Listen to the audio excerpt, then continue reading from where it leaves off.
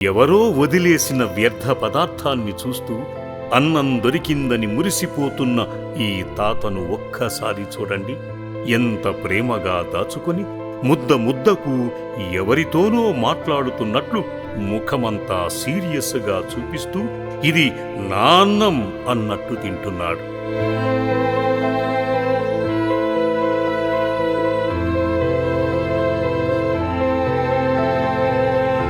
తన ఆకారాన్ని ఒక్కసారి పరిశీలించి చూస్తే ఎంత జుగుప్సాకరంగా ఉందో. కాలి దెబ్బలకు ఈగలు ముసిరాయి. ఆ ఒంటి మీద ఉన్న బట్టలు ఎప్పటివో చిరిగి చీకుపట్టి ఉన్నాయి.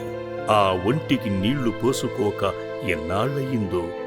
దొరికిన అన్నం పరమాన్నమే అనుకుని కడుపు నిండా తింటున్నాడు. పాపం.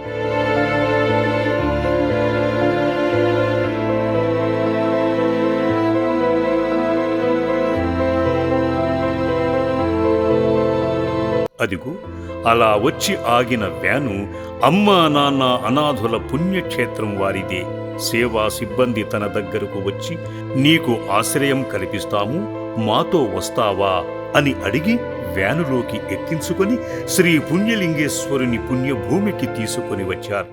అమ్మా నాన్న అనాథల పుణ్యక్షేత్రం, ఆశ్రయమిచ్చి అభయమునిచ్చే ప్రేమధామ క్షేత్రం.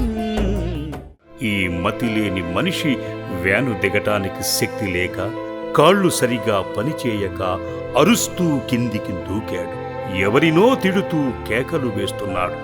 ఈ మానసిక వైకల్యుని పరిస్థితిని అర్థం చేసుకున్న శ్రీ పుణ్యలింగేశ్వర స్వామి పునర్జన్మను ప్రసాదించుటకు సిద్ధమైనారు.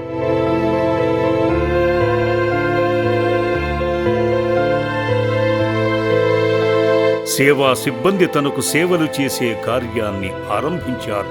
జుట్టు కత్తిరింపజేశారు. ఒంటికి బట్టిన మలినాన్ని సబ్బుతో రుద్ది మరీ శుభ్రపరిచారు. తలారా స్నానం చేయించి ఆ భగవంతునికి నమస్కారం చేసుకున్నాడు.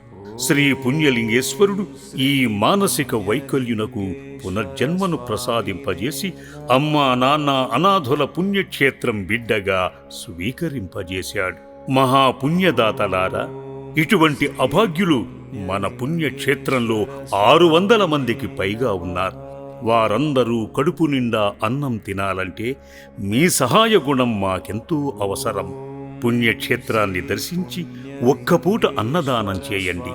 ఆ స్వామి మిమ్ములను, మీ కుటుంబాలను చల్లగా దీవిస్తాడు. సర్వే జనా సుఖినో భవంతు.